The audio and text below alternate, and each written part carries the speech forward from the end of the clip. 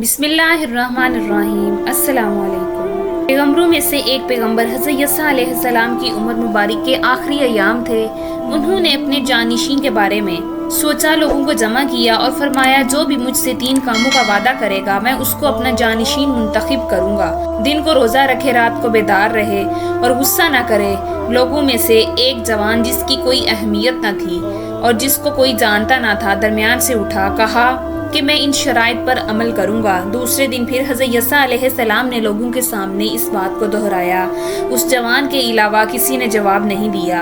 حضرت یسوع علیہ السلام نے اس جوان کو اپنا جانشین مقرر کیا یہاں تک کہ اس دنیا سے رخصت ہو گئے۔ خداوند متعال نے اس جوان کو، جو حضرت ذوالکفل علیہ السلام تھے، نبوت پر فائز کیا۔ شیطان نے سوچا، اس جوان کو غصہ دلواؤں اور اس کے وعدے کو توڑ ڈالوں۔ ابلیس نے اپنے ایک ساتھی کو، جس کا نام امیز تھا، کہا، جاؤ اس جوان کو غصہ دلواؤ۔ حضرت ذوالکفل علیہ السلام رات کو شب بیداری کرتے اور دن میں بھی بہت کم سوتے تھے۔ امیز نامی شیطان نے انتظار کیا کہ وہ دن میں سو جائیں۔ جب وہ دن میں سوئیں، یہ ان کے قریب آیا، زور زور سے چلانے لگا کہ مجھ پر ظلم ہوا ہے، میرا حق ظالم سے دلوائیں۔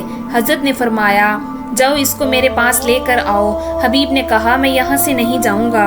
ذوالکفل علیہ السلام نے اس کو اپنی انگوٹھی دی کہ یہ ظالم کو دکھانا، وہ تمہارے ساتھ میرے پاس آ جائے گا۔ امیز نے انگوٹھی لی اور فوراً جا کر واپس آ گیا اور فریاد کرنے لگا، میں مظلوم، ظالم نے انگوٹھی کی طرف توجہ ہی نہیں کی اور میرے ساتھ آنے سے انکار کر دیا۔